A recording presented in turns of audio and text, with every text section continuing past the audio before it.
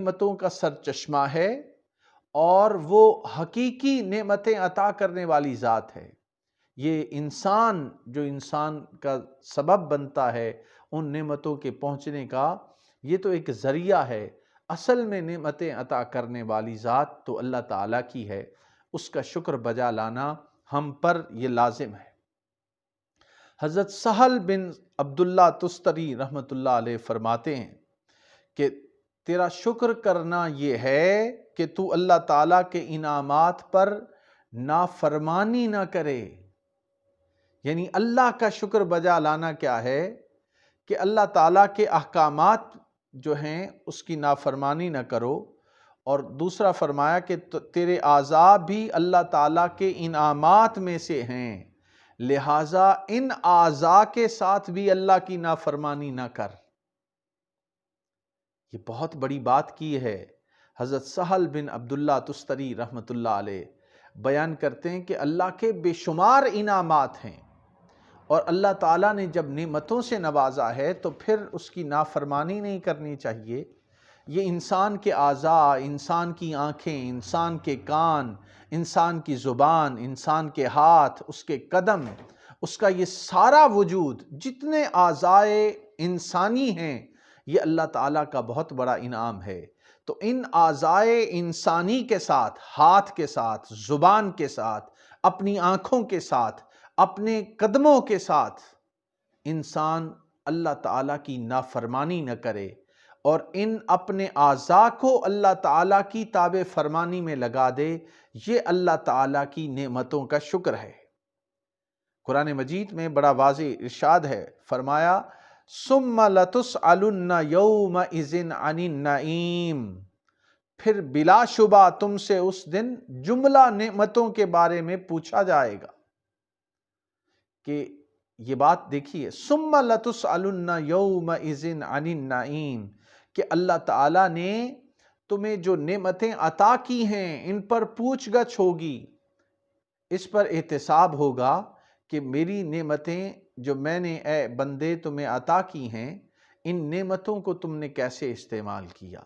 میں نے تمہیں زبان عطا کی، یہ میرے ذکر میں مشغول رہی یا لوگوں کی غیبت میں لگی رہی؟ یہ زبان اوروں کے عیب تلاش کرتی رہی یا اپنے رب اور رحمان کی تعریف بیان کرتی رہی؟ یہ آنکھیں حرام کاری کرتی رہیں یا ان آنکھوں میں اللہ تعالیٰ کی عطا کردہ ان آنکھوں سے آپ نے ان کو بے حیائی اور برے نظاروں سے بچایا ہے؟ ان کانوں سے غیبت کو سنا ہے یا تلاوت کلام مجید کو سنا ہے؟ اس زبان کو ذکر الہی میں مشغول رکھا ہے یا نہیں رکھا؟ ان ہاتھوں اور قدموں کے ساتھ تم نے زندگی کیسے گزاری ہے؟ ثم لتسألن یومئذ عن النعیم، انسان پر اللہ تعالیٰ کی جتنی نعمتیں ہیں ان کے بارے میں سوال کیا جائے گا، پوچھا جائے گا کہ اے بندے، میری اتنی زیادہ نعمتیں جو میں نے تمہیں عطا کی ہیں ان کا استعمال کیسا تھا؟ تو ان نعمتوں کے استعمال پر انسان سے سوال کیا جائے گا۔ اب یہاں پر حضرت مجاہد اور مکحول بیان کرتے ہیں تفسیر میں، وہ کہتے ہیں کہ یہ جو فرمایا نا کہ ثم لتسألن یومئذ عن النعیم، یہاں پر نعمتوں سے مراد ٹھنڈا پانی، گھروں میں سایہ، سیر شکمی، اعتدال خلق اور نیند کی لذت ہے۔ یہ چند نعمتوں کا حضرت مجاہد اور حضرت مکحول بیان کرتے ہیں کہ نعمتیں کیا؟ ٹھنڈا پانی اللہ کی نعمت ہے، یہ جو گھر کا سایہ اور چھت ہمیں نصیب ہے یہ اللہ تعالیٰ کی نعمت ہے، یہ جو پیٹ بھر کر کھانا ہمیں میسر ہے یہ اللہ تعالیٰ کی نعمت ہے۔ اللہ تعالیٰ نے انسان کو احسن تقویم بنایا، لقد خلقنا الانسان فی احسن تقویم، اس کے جسم کے پورے اعضاء کو ایک مناسب اعتدال کے ساتھ رکھا۔ وہ چاہتا تو انسان کو بندر بنا دیتا، وہ چاہتا تو انسان کو ہاتھی بنا دیتا، وہ چاہتا تو انسان کو حیوانات میں شامل کر دیتا، مگر اللہ تعالیٰ نے انسان کو بہترین خلق کے طور پہ پیدا کیا، بہترین صورت میں پیدا کیا۔ یہ سارے اللہ کے انعامات ہیں۔ اور یہ جو نیند کی لذت ہے یہ اللہ کا بہت بڑا انعام ہے۔ ذرا پوچھئے ان لوگوں سے کہ جن کے پاس مال و دولت کے انبار ہیں، ہر زندگی کی سہولت ہے، مگر وہ نیند کی لذت سے محروم ہے۔ وہ ساری اپنی دولت لٹا کر بھی نیند کا 1 گھنٹہ حاصل کرنے کی کوشش کرتے ہیں، مگر نیند کی لذت انہیں نصیب نہیں ہوتی۔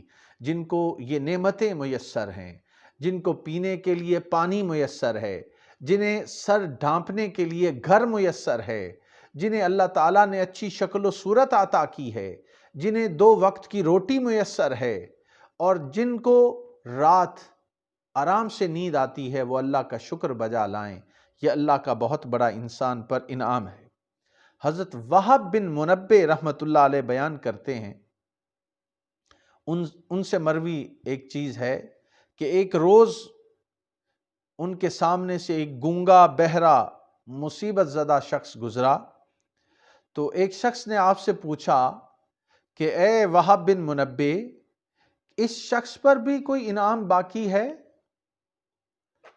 تو حضرت وہب بن منبع کہنے لگے کہ بات یہ ہے کہ اس سے بھی بڑے انعامات انسان پر ہیں، یہ تو اس میں ظاہری طور پہ چند چیزوں کی کمی ہو گئی۔ کھانے پینے کا آسانی سے گلے میں اتر جانا، یہ وہب بن منبع کہہ رہے ہیں، کھانا اور پینا اس کا آسانی سے گلے سے اتر جانا اور آسانی سے خارج ہونا ان ظاہری نعمتوں سے بہتر ہے۔ ہم نے کبھی غور کیا کہ یہ کھانا ہمارے گلے میں اٹک کیوں نہیں جاتا؟ یہ جو پانی ہم پیتے ہیں، یہ اللہ کی کتنی بڑی انعامات ہے، اور یہی اگر رک جائے، یعنی ہمیں پاخانہ نہ آئے، یا ہمیں یہ جو پانی پیتے ہیں یہ ہمارے جسم سے نہ نکلے، تو ہم کتنی بڑی مصیبت میں پڑ جائیں۔